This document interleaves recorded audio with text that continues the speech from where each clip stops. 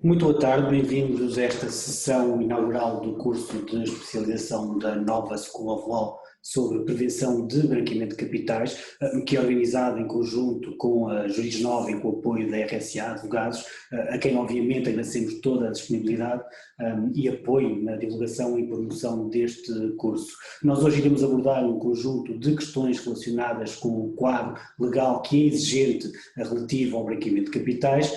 sendo que este primeiro dia visa, como é óbvio, fornecer um enquadramento geral e teórico do tema, para que depois os outros oradores, nos restantes dias, possam também participar e desenvolver os seus temas a partir deste lastro aqui já lançado. Nós hoje contamos com a intervenção do Dr. António Raposo Sutil, sócio fundador da RSA, que vai versar sobre o regime jurídico nacional e europeu de prevenção e combate ao branqueamento de capitais e financiamento ao terrorismo, os princípios gerais e deveres preventivos, e depois, num segundo momento, eu próprio irei abordar aquilo que é a Constituição Penal e as fragilidades da Lei 83/2017. Fazer desde logo aqui uma pequena ressalva e que se relaciona com o simples facto de, nas últimas semanas, ter sido publicada uma nova lei, 58/2020, sobre esta temática, na transposição daquilo que também foi a última diretiva europeia, e portanto todas estas intervenções de todos estes dias irão já ser atualizadas, irão já versar sobre as alterações e sobre as transformações que esse novo regime jurídico do branqueamento de capitais trouxe. Apenas algumas notas também iniciais. As intervenções irão ser circunscritas a aproximadamente 1 hora, sendo que no final de cada uma das apresentações do Dr. António Raposo Sutil e da minha própria apresentação teremos um período dedicado a perguntas e respostas. Para participarem devem utilizar o chat para sinalizar e deixar a vossa pergunta, ou podem também utilizar a ferramenta de levantar a mão para pedir a palavra para um comentário mais alargado. Se por algum motivo, nomeadamente por exiguidade do tempo, estas perguntas não puderem ser todas respondidas nesta sessão, elas serão respondidas num momento posterior, diretamente pelo formador, através de e-mail, ou então disponibilizaremos, se assim for justificado, uma sessão de Q&A para o efeito. Apenas algumas notas finais. O curso tem um espaço dedicado na plataforma Moodle, sendo que irão encontrar material de apoio a cada uma destas apresentações. A título de exemplo, nesta sessão poderão já encontrar algum material disponibilizado pelo Dr. António Raposo Sutil e também por mim, que depois serão posteriormente desenvolvidos e densificados. Portanto, são materiais em construção, sendo que no final do curso esperamos ter aqui um aporte grande que permita uma abordagem mais sedimentada ao tema do branqueamento de capitais. Iremos também depois, no fim do curso, disponibilizar um e-book com a totalidade das intervenções efetuadas pelos oradores. Damos uma última nota no sentido que a apresentação se encontra a ser gravada, mas esta gravação será apenas das intervenções dos próprios oradores e sem discriminação dos formandos, portanto, sendo que esta gravação será também disponibilizada pela própria plataforma Zoom e depois na plataforma Moodle. Sem mais delongas, irei passar a palavra ao Dr. António Raposo Sutil, que, como já dito, vai analisar o regime jurídico nacional europeu da prevenção e combate ao branqueamento de capitais, abordando os princípios gerais e os deveres preventivos. O Dr. tem então a palavra. Muito obrigado. Antes de mais, o agradecimento pelo convite, o elogio à Universidade Nova por esta iniciativa, que é muito louvável na medida em que é um tema do dia a dia, sobretudo para nós advogados, e que nos deve levar enfim, a pensar bem até que ponto é que as nossas obrigações, os nossos deveres, enfim, o enquadramento sancionatório que hoje está mais densificado e clarificado, não nos abrange no nosso dia a dia, na nossa atividade. Mas, como está proposto e o programa assim enfim, indica, eu tentarei dar aqui algumas pinceladas quanto aos princípios e aos deveres preventivos no âmbito deste enquadramento europeu, que hoje já é um enquadramento nacional na medida em que as diretivas estão transcritas e a lei que foi mencionada, a Lei 58/2020, 31 de agosto, foi adaptar, enfim, o nosso quadro legal, que já era rigoroso, à última diretiva. A última diretiva, que como sabem é a diretiva do Parlamento Europeu e do Conselho, 2018/1673, tem como epígrafe, tem como linha de orientação estabelecer o combate ao branqueamento de capitais através do direito penal. É isto mesmo que está, enfim, epigrafado nesta diretiva. Mas depois tem um conjunto de considerantes que eu vou lendo e comentando, e depois um quadro normativo, um conjunto de artigos relativamente reduzidos, que foram e naturalmente têm de ser transcritos pelos países membros para o seu Código Penal, ou pela legislação avulsa que contempla este combate ao branqueamento de capitais e financiamento do terrorismo. Desde logo começar por dizer que aqui não se trata de financiamento ao terrorismo, porque em lado nenhum é referido o financiamento ao terrorismo e, como também todos sabemos, nem sequer a legislação é estabelecida em função dos valores em causa dos bens ou dos valores monetários que possam estar a ser, enfim, branqueados. É um regime que dispensa essa estratificação em função do montante, tem sim um pendor na proteção de alguns valores e admite-se que naturalmente na violação desses valores possa atingir o financiamento ao terrorismo, mas não tem normas específicas para esse aspecto. Naturalmente nós sabemos que há decisões quadro que têm a ver com o combate ao terrorismo e ao financiamento e às formas de facilitação de práticas que levem a essa, enfim, realidade, continuar a proliferar, mas não mais do que isso. Também existem diretivas, a anterior diretiva, que já tinha sido transcrita, 2015/849, que tinha como principal objetivo a prevenção na utilização do sistema financeiro para efeitos de branqueamento de capitais e também de financiamento ao terrorismo. Aí podia-se ver que havia uma componente da proteção, da preservação do sistema financeiro, que dos mecanismos de controlo, que se não fosse efetiva, naturalmente poderia sustentar práticas que facilitariam o financiamento ao terrorismo. Já aqui, na parte do direito penal, podemos com facilidade perceber que não é isto que está em causa. O que está aqui em causa é uma punição de um determinado tipo de atividade criminosa e dessa punição, que se entendia que a existente era insuficiente, dessa punição levar a um combate ao branqueamento de capitais. Aliás, no ponto 4 da diretiva diz claramente que a atual criminalização do branqueamento de capitais não é suficientemente coerente para combater eficazmente o branqueamento de capitais na União e traduz-se em lacunas na aplicação da lei e em obstáculos à cooperação entre autoridades competentes dos diferentes membros. Por isso, o diagnóstico é aquilo que existia de punição, de quadro sancionatório, criminal, de base criminal, não é suficiente, não é coerente e por isso teria que ser adaptada. E daí que esta diretiva não vise só o sistema jurídico, a proteção do sistema judiciário, do funcionamento dos tribunais, visa acautelar, visa impedir a violação de valores como a integridade, a estabilidade, a reputação do setor financeiro e ameaçando o controle interno, a segurança interna da União, enfim, o Estado de Direito. Há aqui uma proteção, uma visão de que por via do direito penal se poderá atingir resultados melhores do que aqueles que nós, a União Europeia, já tinha estabelecido em anteriores leis quadro e em anteriores diretivas. Começa-se no ponto 5 por referir a atividade criminosa. Não temos aqui aquilo que são os conceitos que nós na faculdade éramos obrigados a dominar, como o ilícito, tipo, a culpa, enfim, isso está dispensado. E dentro da intencionalidade, o dolo, as várias, dolo eventual, necessário, tudo isso, a negligência inconsciente, não é assim que a coisa é tratada. A coisa aqui é tratada de forma muito mais simples, diz que a definição de atividades criminosas que constituam infrações subjacentes ao crime de branqueamento de capitais deverá ser suficientemente uniforme. O que se quer é que a atividade criminosa que está subjacente à prática do branqueamento, que é o que nós costumamos dizer o crime tipo, o crime subjacente, o ilícito subjacente, não é assim recortada de forma tão precisa quanto nós nos estávamos habituados, enfim, a ver o direito penal. No ponto 8, refere-se que os crimes fiscais relacionados com impostos diretos ou indiretos deverão ser abrangidos pela definição de atividade criminosa, em consonância com as recomendações revistas do GAFI, uma vez que os diferentes crimes fiscais em cada Estado-membro podem constituir uma atividade criminosa punível com sanções referidas na presente diretiva. As definições de crimes fiscais poderão divergir no direito nacional e não se pretende, esta diretiva não pretende uniformizar a definição, mas pretende a criminalização. E é aqui que nós começamos a ter a noção de que não estão só em causa aqueles crimes tipo, aqueles crimes subjacentes que, enfim, nos habituámos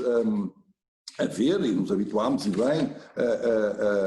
a contemplar quando se falava em branqueamento de capitais e no combate ao branqueamento de capitais, como a participação em grupo criminoso, o terrorismo, o tráfico de seres humanos, a exploração sexual, o tráfico ilícito de droga. Não, estamos mais a corrupção. Estamos também aqui, nesta diretiva, com uma orientação de que se deve incluir na atividade criminosa que possa ser geradora de bens e de valores monetários para branquear, para colocar no sistema regular, também aqueles valores que sejam provenientes da prática de crimes fiscais, como eles são qualificados nos Estados ou pelos Estados-membros. E é importante realmente atender que também se diz no ponto 9 que essa diferença de qualificação não deve impedir a cooperação entre os Estados. Não é porque num determinado Estado não há uma infração e uma atividade criminosa de base tributária que não se deve colaborar e que não se deve cooperar para atingir a finalidade do combate ao branqueamento de capitais. Quanto ao autobranqueamento, aqui esta diretiva, nós na legislação que está em vigor já tínhamos alguns preceitos e o Código Penal, no seu artigo 368A, na última atualização, já dava aqui, penso, a receita adequada, embora a doutrina se divida, mas isso vai ser objeto de exposições posteriores. Quanto ao autobranqueamento de punição, digamos assim, aberta ou só em casos muito limitados, e refere aqui a diretiva que os Estados-membros deverão assegurar que certos tipos de atividade de branqueamento de capitais também sejam puníveis quando cometidos pelo autor da atividade criminosa que gerou os bens, ou seja, o autobranqueamento. E quando é que isso acontece? Quando a colocação desses bens no circuito normal causa um prejuízo maior do que o que foi causado pela própria atividade criminosa geradora desses bens ou desses valores monetários. Se o branqueamento, a colocação desses valores, desses bens, no circuito económico dito normal, gera uma perversidade, gera um dano superior ao que já foi causado com essa atividade criminosa, numa situação desse tipo também deve-se punir o autobranqueamento. Na medida em que, a maior parte das vezes, o autobranqueamento não é mais que a consumação do crime base, do crime subjacente. Há alguém que obteve um determinado valor, uma contrafação e que deu origem a um determinado valor e que depois gasta esse valor na compra de um carro, isso é ainda a consumação do tipo de crime subjacente e por isso não tem autonomia, ou há quem entenda que não tem autonomia, que não deve ser punido autonomamente como branqueamento, mas deve ser punido dentro do tipo inicial que gerou esse ilícito, essa atividade criminosa. Bom, mas o nosso, depois mais à frente, enfim, um colega tratará desta matéria, mas o nosso legislador já deu algumas pinceladas no artigo 368 sobre a possibilidade da punição do autobranqueamento. Depois, uma novidade que já vinha da anterior diretiva, mas que aqui se torna mais clara, que é no ponto 12º, que é a condenação sem ilícito subjacente e devidamente identificado, devidamente dominado ou já objeto de prova ou de condenação anterior. Diz aqui a diretiva que, com vista que as medidas de direito penal sejam eficazes no combate ao branqueamento, deverá ser possível haver uma condenação sem que seja necessário determinar com precisão qual a atividade criminosa que gerou os bens ou que haja uma condenação anterior ou simultânea por essa atividade criminosa. Bom, o que é que isto quer dizer? Quer dizer que se pode retirar, e aqui a lei é muito clara, se pode retirar da prova, ou pode-se fazer prova, ou pode-se, enfim, estabelecer a atividade criminosa através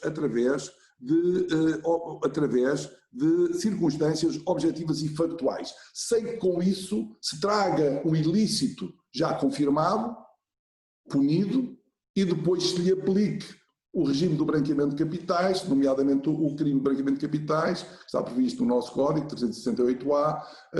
e com isso, digamos assim, se fecha o ciclo. Alguém cometeu um ilícito, ele está devidamente identificado, caracterizado como um tipo de crime, e o agente participou nesses factos que podem merecer essa qualificação, ou já está julgado, ou está em simultâneo o julgamento, a apreciação dessa conduta, e então só aí eu aplico o regime do branqueamento. Não, aqui dá-se, enfim, um estímulo aos Estados para que, em algumas circunstâncias, quando não é possível obter essa qualificação, às vezes, naturalmente, na maior parte dos casos, é óbvio, a colaboração entre Estados, não é possível obter essa qualificação, obter essa autoria, obter esse detalhe da atividade criminosa em termos de identificação dos ilícitos tipos, que através das circunstâncias objetivas, como aqui se refere, e factuais, se possa partir para o branqueamento. Ou seja, o importante é que dinheiro, bens provenientes de uma atividade irregular, atividade criminosa, atividade que não está documentada como sendo regular, que esses bens não possam entrar no sistema, não possam entrar no mercado sob pena de sustentarem, de fomentarem as práticas ilícitas que lhes deram origem. No 13º, refere-se. Isso é muito importante como objetivo também desta diretiva, para além da criminalização do branqueamento, criminalizar a intenção e o conhecimento que sejam inferidos de circunstâncias objetivas e factuais. Ou seja, se alguém, não sabendo de onde é que esses bens surgiram, porque eles já estão numa fase onde já foram objeto de um primeiro branqueamento. Por isso, diretamente não se conhece a sua origem, mas indiretamente se pode verificar que esses bens são de atividade criminosa, determinadas como ela é configurada na nossa lei, então ainda assim se deve perseguir o criminoso ou aquele que, digamos assim, pretenda branquear esses bens ou esses valores. Por isso está aqui claramente uma intenção de criminalizar quando é praticado intencionalmente e com conhecimento, quer a origem seja direta ou indireta, conhecida ou não conhecida, a origem direta ou a indireta, seja possível conhecer que existiu uma atividade criminosa de referência, ou seja, de onde proveio esse bem ou esses valores que se pretendam branquear. Eu diria mesmo que se aponta neste ponto 13º para uma responsabilidade objetiva, dado que se prevê aqui que os Estados devem punir aquele que, diz, eu vou ler, os Estados-membros deverão ter a possibilidade de, por exemplo, estabelecer que o branqueamento de capitais cometido de forma irresponsável ou por negligência grave constitui uma infração penal. Nós punimos o branqueamento a título também de tentativa e de forma negligente, mas aqui parece ir-se um bocadinho mais longe quando no parágrafo anterior se diz que a intenção e o conhecimento podem ser inferidos de circunstâncias objetivas e factuais. Dá a ideia que, na dúvida, se as circunstâncias e os factos levarem a poder estar ali em causa, em termos, digamos assim, do conhecimento do homem médio, das presunções que hoje sustentam uma prova indireta, está ali em causa uma atividade criminosa, o valor é elevadíssimo, é uma offshore. Aquele sujeito nunca se lhe conheceu qualquer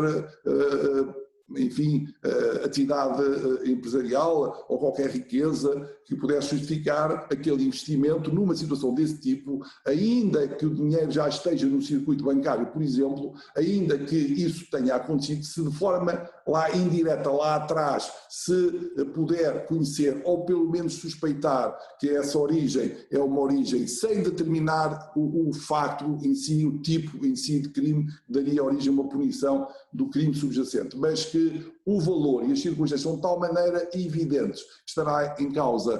a atividade criminosa no sentido lesiva de valores que antes referi, numa situação desse tipo, a negligência grosseira ou a irresponsabilidade na introdução desses valores no mercado, na atividade regular, esse comportamento diz aqui na diretiva que deve ser criminalizado. E efetivamente o nosso regime em Portugal criminaliza. Quanto à moldura penal e às sanções, aparecem aqui as sanções de natureza, naturalmente, que conhecemos os tipos de crime, a privação da liberdade e também as coimas na parte preventiva. E é aqui que eu queria já desfazer um mito, que eu entendo que é um mito, que há uma separação clara entre o que é a prevenção e a repressão no branqueamento de capitais. É duvidoso que assim seja, desde logo, e é importante, e eu vou já aqui antecipar um bocadinho esta ideia, que é uma ideia para ser discutida por outros oradores, ou com outros oradores, mais especializados nestes temas, que é a ideia de que aqui estamos no regime preventivo, e aqui no regime repressivo, ali aplica-se o Código Penal e aqui aplica-se o regime da prevenção do branqueamento de capitais, com os regulamentos sectoriais que estão hoje já também em vigor, e que aqueles protagonistas da prevenção não são, em princípio, protagonistas da criminalização ou da possibilidade de serem envolvidos criminalmente nos factos, é alguma coisa duvidosa. Desde logo porque no capítulo, vou dizer os artigos, dos artigos 160 a 165 da Lei 83/2017, 18 de agosto, com a adaptação, naturalmente atualização, digo adaptação porque foi a transposição da diretiva, mas a atualização que provém da Lei 58/2020, 31 de agosto, refere que quem violar normas preventivas, desde logo pode cometer, se divulgar legitimamente informação, um crime, e se revelar e favorecer a descoberta da identidade daquele que foi alvo de investigação, de apuramento, digamos assim, dos factos tendentes à comunicação de uma operação suspeita, também comete um crime, e aquele que não colaborar com as autoridades judiciárias para, enfim, obter informação complementar à prevenção, visando a prevenção do branqueamento de capitais, comete também um crime de desobediência. Mas para além destes crimes,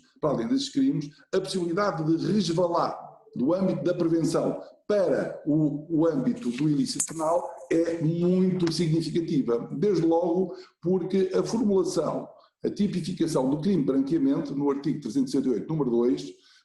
estabelece de uma maneira tão ampla, que confunde, que parece ter aqui uma geometria variável entre aqueles que efetivamente autobranqueiam, portanto aqueles que cometeram um facto criminoso antecedente e que depois estão a branquear, aqueles que têm interesse em se apropriar dos interesses, dos valores e dos, enfim, bens que foram objeto da atividade criminosa, e aqueles que, como diz a lei, aqueles que facilitarem alguma operação de conversão ou transferência de vantagem, obtida por si ou por terceiro. Vejam que mesmo a vantagem obtida por terceiro não é obtida por aquele que é responsável pela prevenção do branqueamento de capitais, e já vamos ver quais são os responsáveis, os novos responsáveis pelo branqueamento de capitais, que é a parte final da minha intervenção, também podem ser envolvidos como participantes num plano de branqueamento e com isso serem responsáveis criminalmente pela sua prática. Aqui o agravamento das sanções, quer para as pessoas politicamente expostas, quer para algumas situações de agravação de sanções em função da qualidade do interveniente nestes procedimentos de branqueamento que estão previstas no ponto 7 e no ponto 15 da diretiva, também não deixam de ser elementos base da configuração do chamado quadro legal, quadro, digamos assim, normativo, de origem, obviamente, comunitária, mas que é recebido na legislação nacional, e com isso é bastante importante. E é bastante importante porque é fomentado o agravamento para além das situações de agravamento que são bases na tipificação e na conformação da lei penal. É o outro tipo de agravamentos que aqui se visam estabelecer em benefício, naturalmente, do combate ao branqueamento de capitais. Depois, o ponto 16, que refere na sequência também de uma decisão quadro, o congelamento e a perda de produtos do crime que fomentam naturalmente a criminalidade de uma maneira muito incisiva. as competências para a investigação no âmbito do branqueamento de capitais, investigação e punição, onde se refere que se devem dar os meios e se devem criar as condições de investigação muito idênticas e abertas, como acontece na corrupção, no terrorismo, enfim, com alguma flexibilidade pelas entidades que investigam, poderem obter a prova e poderem chegar, digamos assim, aos criminosos, o que se entende também, face da gravidade deste tipo de condutas, mas já é um bocadinho diferente quando estamos a falar de prevenção. E por isso, como a diretiva não distingue claramente onde é que estabelece estes objetivos, fala na criminalização, fala no combate ao branqueamento por via da criminalização do direito penal, diz o combate ao branqueamento por via do direito penal, mas não refere ao direito penal, é o nosso Código Penal, dá a ideia que o direito penal são as medidas, quer de prevenção, quer de repressão do branqueamento de capitais. Então, eu agora passaria aqui ao artigo 2º da diretiva, que fala das definições, e nas definições o ponto 1 é a atividade criminosa. E é curioso que a atividade criminosa aqui é mencionada de forma tão ampla, sem prejuízo depois de dizer que as infrações que se enquadram numa das seguintes categorias, essas são sempre crimes subjacentes ao crime de branqueamento de capitais. Já falei, participação num grupo criminoso, terrorismo, tráfico de seres humanos, enfim, tudo isso aí está, mas também na linha que refere crimes fiscais relativamente aos impostos diretos e indiretos. Por isso, aqui aparece que estes crimes fiscais, quer sejam de impostos diretos ou indiretos, são sempre crimes subjacentes à prática de branqueamento, naturalmente se verificarem os restantes pressupostos. Quanto à infração de branqueamento de capitais, o artigo 3º refere mais ou menos os elementos do tipo de crime para essas infrações que os Estados-membros devem atingir. Só que nós já lá vamos muito longe. Nós já superámos todas estas indicações e já temos uma fórmula muito mais aberta, um tipo muito mais aberto, como ainda há pouco mencionei, e volto a repetir, dado que a formulação deste tipo de crime é quem converter, transferir, auxiliar ou facilitar alguma operação de conversão ou transferência de vantagem obtida por si ou por terceiro, direto ou indiretamente, com o fim de dissimular a sua origem ilícita ou evitar a identificação do seu autor. Vejam que, se forem confrontar aquilo que está no artigo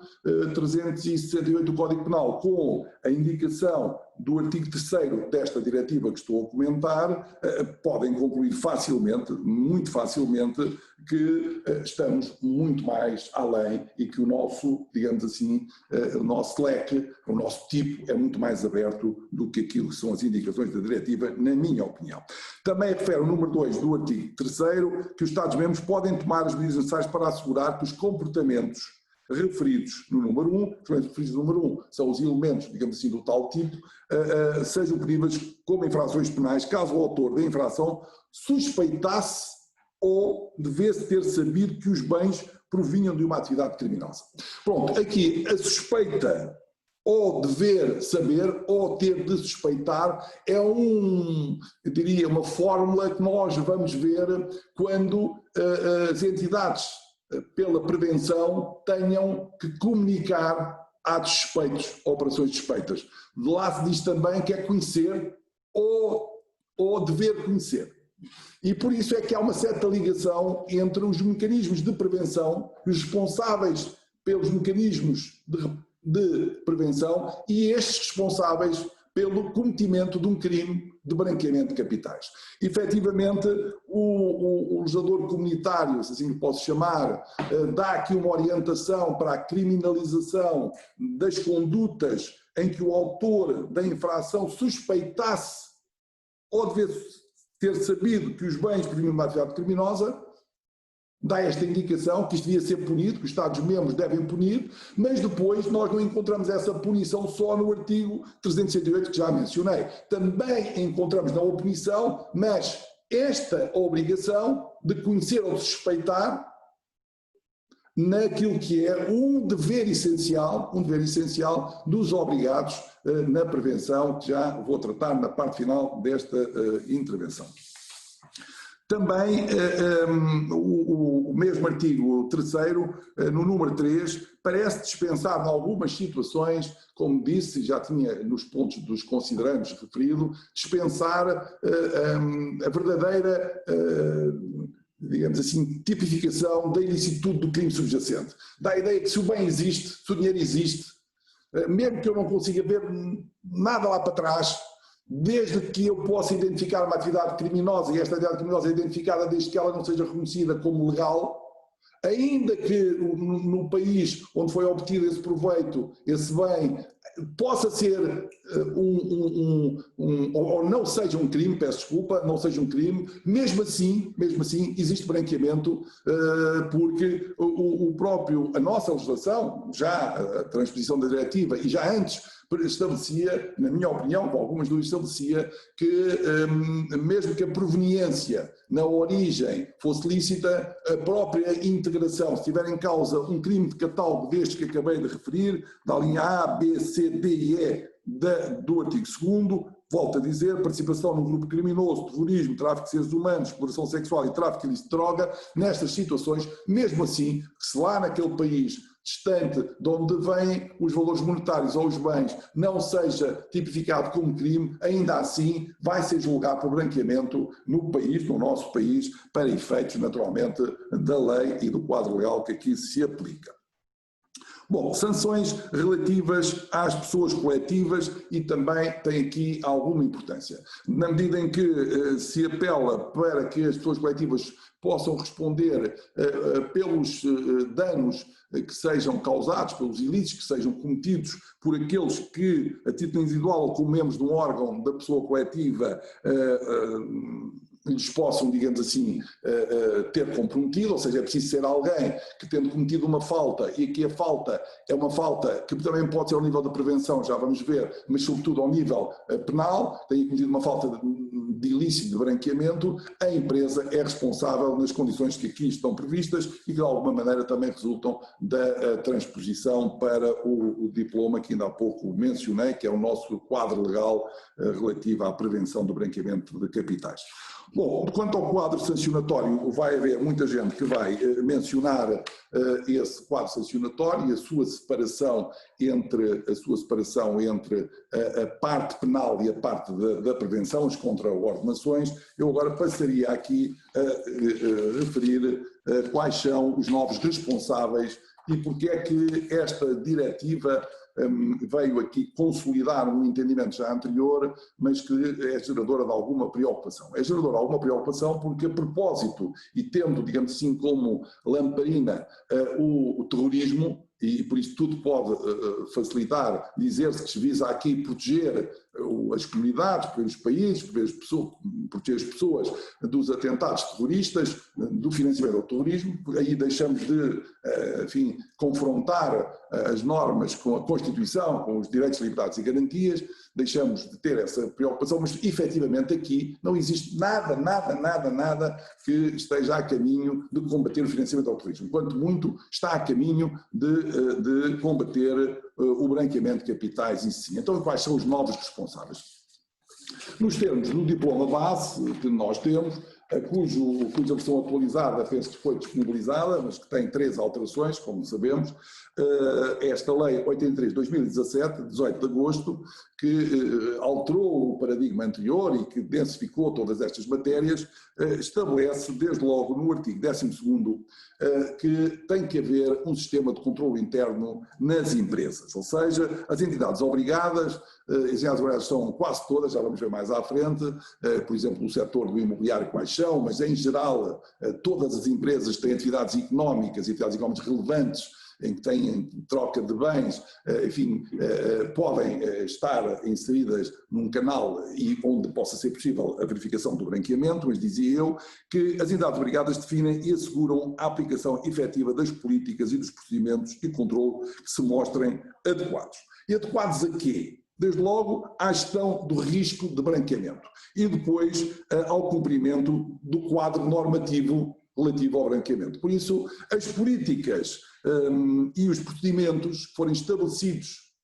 dentro da empresa, que se chama aqui controle interno, têm que visar desde logo e de forma direta a gestão do risco do branqueamento de capitais e também têm que acautelar o cumprimento rigoroso e efetivo do regime jurídico relativo quer à prevenção, quer à repressão do branqueamento de capitais. Então o que é que nós temos aqui que fazer constar em nota de rodapé a este artigo, que tem a designação, tem aqui a designação de sistema de controle. Eu vou ler exatamente a designação para não falhar muito. O sistema de controle interno é, digamos assim, a epígrafe do artigo 12º. Desde logo temos que considerar os estatutos da sociedade em causa, temos que considerar os acordos parasociais, as parcerias entre empresas e com os sócios, se existirem, as deliberações estratégicas que tenham sido aprovadas, onde estabeleçam planos de negócios, planos de aquisição, de fusão, de ligações com outras empresas, de mercados avisados, tudo isso tem que existir. A regulamentação interna, nomeadamente, por vezes existem as instruções relativas às deliberações nos conselhos de administração, nos órgãos de gestão, alguns procedimentos e limitações que não estão nos estatutos, mas que foram aprovadas em Assembleia Geral a determinado tipo de decisões e de investimentos acima de determinado valor, o que quer dizer que esta lei, esta diretiva de transporte e este regime, hoje como ele está, obriga as empresas a alterarem o seu modelo organizacional. Não é só fazer um manual de procedimentos de prevenção, obriga mesmo a ter toda a legislação interna, a soft law que possa existir aqui, digamos assim, que comanda, que orienta e que limita a atividade dos órgãos de administração, toda ela devidamente compilada e devidamente conhecida. Ou seja, quer os acordos de parceria, quer as deliberações com plano de negócios, quer o plano de investimento que seja aprovado em Assembleia Geral, quer alguma quando o governo das sociedades se estratifica entre o Conselho de Administração e a Comissão Executiva, as orientações do Conselho de Administração para que a Comissão Executiva desenvolva a atividade de um determinado tipo de setor ou um determinado tipo de país, tudo isso deve estar no sistema de controle interno. Se não houver controle interno, quando for possível ocorrer uma situação de branqueamento de capitais, naturalmente, como diz o artigo 13º, que tem como epígrafe responsabilidade do órgão de administração, o que vai acontecer é que esse órgão de administração fica responsável por essas, digamos assim,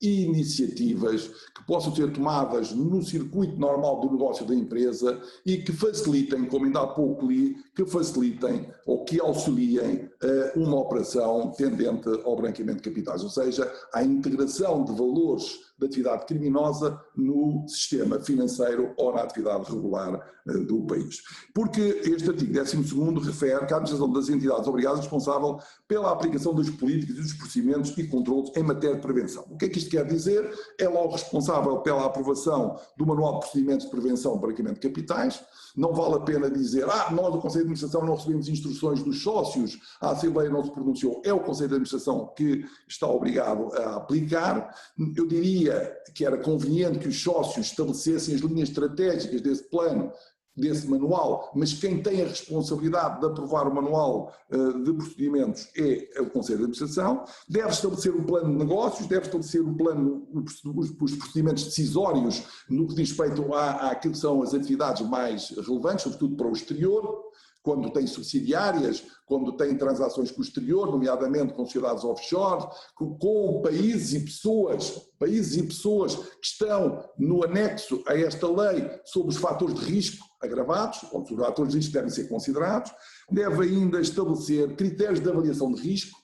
deve estabelecer mecanismo de controle e autocontrole interno, ou seja, um decide, mas depois tem que ir a outra entidade para verificar se aquela decisão foi devidamente respeitada, e tem também que organizar o órgão de administração,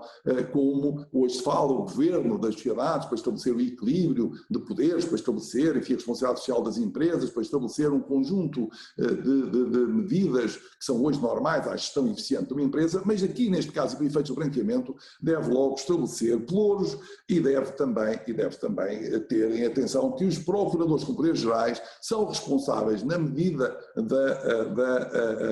da administração,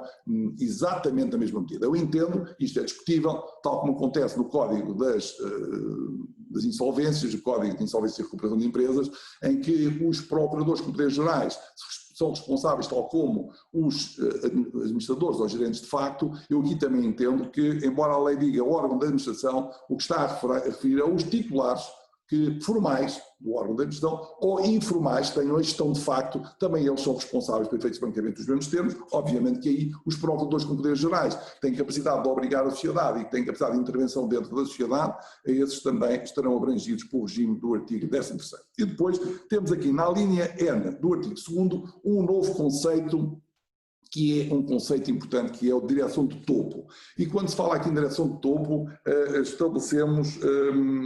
estabelecemos uma ligação com o responsável do cumprimento normativo, que de seguida irei falar e que todos naturalmente conhecem, porque já existem há uns anos e isso é uma figura, tem um estatuto próprio nas sociedades para efeitos de prevenção do branqueamento de capitais. Então, a direção de topo é constituída por qualquer dirigente ou colaborador, e agora vejo os elementos, os requisitos que aqui são exigidos, e são estes: com conhecimento suficiente da exposição ao risco, ao nível do branqueamento, e que tenha um nível hierárquico suficientemente elevado para tomar decisões. Mas o suficientemente elevado não é preciso que seja um titular de um órgão de gestão ou de administração. Basta que ele tenha condições para tomar decisões e que essas decisões afetem a exposição ao risco. Vamos imaginar que alguém é o chefe do armazém, o responsável dos armazéns, e sabe que se permitir que naqueles armazéns fique todo o tipo de mercadorias, sabe que com isso algumas mercadorias provêm de uma atividade criminosa subjacente. Ora, essa pessoa, ao mandar abrir os armazéns ao fim de semana, já tem uma capacidade de decisão que pode influenciar o risco, na medida em que, se ele abrir os armazéns e com isso as mercadorias ficarem lá depositadas, na segunda-feira saírem e forem vendidas, naturalmente que há aí uma operação de branqueamento, se todos os pressupostos hoje estiverem verificados. Ou seja, aqui não é preciso ter um diretor, não é preciso ser um assessor, não é preciso ser um administrador, basta ser alguém que tenha capacidade de decisão que influencie a exposição ao risco. Se a exposição ao risco aumentar com a sua decisão, numa situação desse tipo, é este interveniente que, se tiver conhecimentos suficientes desta exposição ao risco, tem que estar envolvido naturalmente na atividade da empresa. Neste caso pode ser considerado um elemento da direção de topo. Então, o elemento da direção de topo é importante, ou a direção de topo enquanto conceito novo, é importante desde logo porque é dessa direção de topo que vai surgir o responsável do cumprimento normativo, que está estabelecido e devidamente regulado no artigo 16º. Este novo responsável, isto é novo mesmo, porque não existe na estrutura orgânica, ou não existia até bem que tempo na estrutura orgânica da maior parte das sociedades, porque nós tínhamos o diretor-geral, tínhamos o responsável financeiro, o CEO, tínhamos a comissão executiva, o pelouro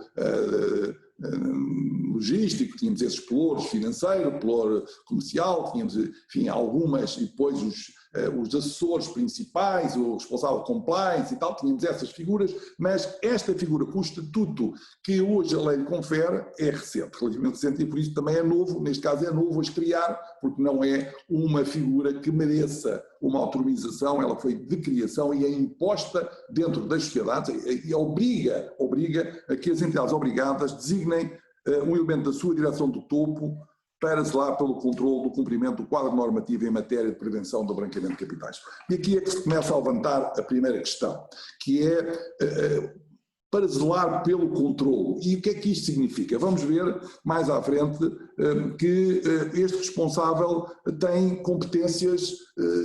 muito relevantes. Vou só sumariar algumas.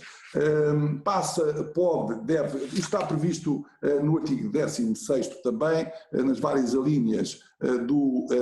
número 2 e da confrontação também com o seu número 3, que estão sumariadas naquele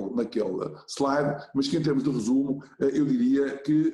participa na definição e emite parecer prévio sobre as políticas e os procedimentos de controlo destinados a prevenir o branqueamento de capitais, e posso passar o outro slide. tem que acompanhar em permanência, veja, em permanência a adequação e suficiência e a atualidade das políticas e procedimentos de controlo, deve assegurar a centralização de toda a informação relevante das diferentes áreas de negócio e desempenha o papel de interlocutor junto das autoridades judiciárias, policiais, supervisão e fiscalização, ou seja, ele é que é o interlocutor, é ele que faz as comunicações relativamente a essas entidades. Já vamos ver que tipo de comunicação, e isso será a parte final da minha intervenção, é que deve fazer, com conteúdo é que essa comunicação deve ter. Agora, há uma coisa que é certa, uma pessoa que é nomeada para ser o responsável do controle normativo, não só deve ele observar as normas,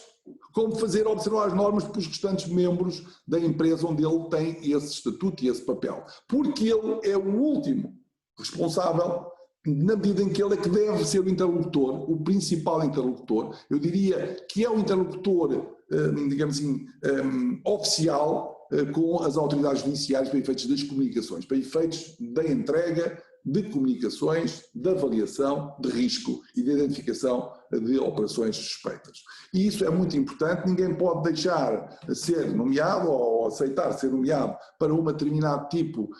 de função desta natureza e depois dizer, afinal não me deram condições ou afinal eu estou aqui, mas sou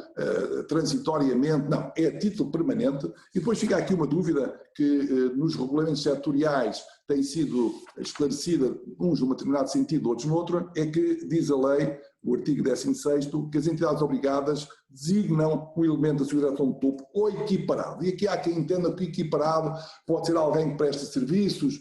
pode ser alguém que vai de vez em quando à empresa. Eu penso que não. Penso que pode ser alguém que presta serviços, mas tem que ser alguém que em permanência, sendo que a permanência aqui depende da circunstância do funcionamento da empresa, que alguém que em permanência tenha que verificar quer as situações de adequação e suficiência e atualidade das políticas e procedimentos de controlo, tem que assegurar a centralização de toda a informação e desempenhar este papel de interlocutor com as autoridades policiais. Vou dar aqui um exemplo, não é possível ir muito mais longe, o artigo 10º do Regulamento 276/2019, que é, enfim, aplicável ao setor imobiliário, estabelece que as entidades obrigadas são as sociedades por cotas ou empresário não individual, cujo número de colaboradores seja superior a 5, e as sociedades anónimas. Eu diria mesmo que são todas, porque mesmo aquelas que não tenham esta configuração, no caso de sociedades por cotas, desde que entrem numa atividade que seja suscetível de gerar algum risco, aí, se não tiver um responsável cumprimento normativo, tem que alguém da gestão, o gerente, tem ele próprio que assumir essas responsabilidades e exercer essas funções. Por isso, estamos mesmo, é fácil ver que a maior parte das empresas tem a obrigação de nomear um responsável do controle normativo. E o artigo 10º também desse regulamento estabelece de forma mais detalhada o estatuto do RNC, responsável, RCN, responsável do cumprimento normativo. Diz que ele deve exercer as funções de modo independente, permanente e efetivo, deve dispor de idoneidade e qualificação profissional e disponibilidade, deve dispor de meios técnicos, materiais e humanos adequados, tem acesso restrito e atempado a toda a informação interna, não se encontra sujeito a potenciais conflitos funcionais. Por isso, o que estamos aqui a falar é de uma pessoa que dentro da empresa é o fiscal na empresa, é a autoridade, eu diria, de fiscalização, de controlo, não é? De prevenção do branqueamento de capitais dentro da empresa. E por isso ele prevalece em termos de poder, em termos de exigência para ele e para os outros sobre, às vezes, um elemento do Conselho de Administração. Se o elemento do Conselho de Administração tiver um determinado tipo de conduta que vise delimitar, nomeadamente o cumprimento de procedimentos do manual interno, o responsável do controle normativo não pode destruir uma fatura ou uma guia de transporte porque está previsto que há duas cópias e o que o senhor quer fazer é uma única cópia e quer, enfim, destruí-la e por isso isso não é possível. Cabe-lhe a ele ser o policial dentro da empresa. Eu bem sei que não é fácil na estrutura das empresas que nós temos, mas é isso que a lei diz, pois se a prática vai acompanhar aquilo que são as previsões normativas é outra coisa, mas é bom que nós saibamos que é isso que a lei diz. E agora só aqui uma pincelada sobre o responsável do cumprimento normativo nas sociedades de advogados, que é relativamente recente, como sabem, sabem, foi aprovado um regulamento pela Ordem dos Advogados, Conselho Geral da Ordem dos Advogados, sobre prevenção e combate ao branqueamento de capitais, aprovado dia 21 de agosto, que estabelece determinado tipo de procedimentos mais detalhados para desenvolver aquilo que está no artigo 79 e no artigo, sobretudo o artigo 79 da Lei 83/2017.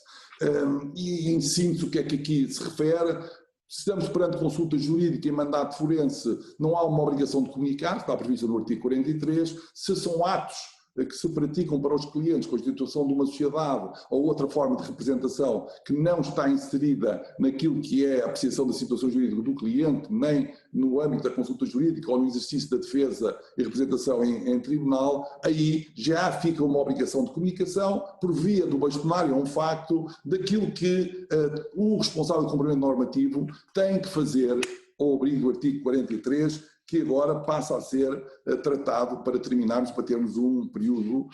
de perguntas e respostas. Dever de comunicação de operações suspeitas. O dever de comunicação de operações suspeitas, há tempos aí numa conferência, referi que era um alargamento da previsão do artigo 242 do Código de Processo Penal, que fala na denúncia obrigatória. E porquê é que eu disse? Disse porque este artigo refere que as entidades policiais estão obrigadas a proceder à denúncia em todos os crimes, que os funcionários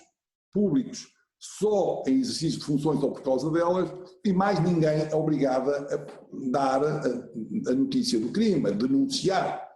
É um direito, mas não é uma obrigação de cidadania, embora naturalmente seja aconselhável que ninguém, perante a prática de um crime, não possa tentar, digamos assim, limitar os seus efeitos ou impedir o seu cometimento. Isso está em causa, mas não é um dever que, não sendo cumprido, arrasta a pessoa para a prática de um ilícito e sancionável com medidas, quer de contornação ou de penas criminais. Mas é um facto que o artigo 43 estabelece que as entidades obrigadas, por sua própria iniciativa, informam, e aqui a iniciativa por via do responsável do cumprimento normativo, informam de imediato o Departamento Central de Investigação e Ação Penal, da Procuradoria-Geral da República e a Unidade de Informação Financeira, e agora aqui, sempre que saibam, suspeitem ou tenham razões para suspeitar que certos fundos ou bens, independentemente do montante ou valor envolvido, provém da atividade criminosa ou estão relacionadas com o financiamento do terrorismo. Aqui o financiamento do terrorismo é menos importante, o que é importante, realmente, é muito, muito, muito importante, mas não é o alvo desta norma. O alvo desta norma é o branqueamento de capitais. E vejam as expressões utilizadas pelo legislador naquilo que é uma obrigação de comunicação de uma operação suspeita. E como já, enfim, comentei, a operação suspeita é uma avaliação de risco em função de determinados vetores, em determinadas circunstâncias que levam a poder estar ali, não é, o resultado de uma atividade criminosa, sendo que essa atividade criminosa não é um crime sobre um crime, dado que o crime subjacente, ou a atividade ilícita subjacente, pode só ser definida e apreendida através das circunstâncias objetivas e factuais. Ou seja, pelos factos, eu retiro que deve lá estar uma atividade criminosa, um tipo de ilícito que não vou identificar como artigo 225 do Código Penal do país X. Não. É aquela nuvem que me leva a que eu possa desencadear uma operação suspeita e comunico essa operação suspeita nos termos referidos. Mas vejam, sempre que eu saiba que suspeite ou tenha razões suficientes para suspeitar. E aqui é que se coloca a questão, quando é que eu tenho razões suficientes para suspeitar? Não é? Que aquela operação que me está, digamos assim, a ser colocada para minha apreciação, como responsável de controle normativo, é uma operação que deva ser identificada como de branqueamento de efeitos de comunicação. Nós não nos podemos esquecer, volto a dizer, que nos artigos 157 a 159, também desta lei, nós temos a previsão de crimes para quem se exceder em termos de medidas de apreciação e medidas de controlo preventivo. Ou seja, quem divulgar e aqui ilegitimamente a informação é porque não preservou a informação que tinha obtido na avaliação do inquérito inicial àquela determinado tipo de operação e aquilo foi para os jornais ou saiu por via de outro funcionário para a praça pública, ou alguém que tenha revelado ou favorecido ou permitido a descoberta da identificação daquela pessoa que nós suspeitamos. Só quem pode obter essa identificação clara e fazer dela, enfim, dar-lhe as consequências que entender, é a autoridade de polícia, não é? Porque a comunicação é o TSIAP e é aí que depois é feita a investigação, aquilo que é feito é um pré-inquérito, enfim, uma resenha, um registro de elementos, que vamos ver que são elementos de alguma importância, mas começam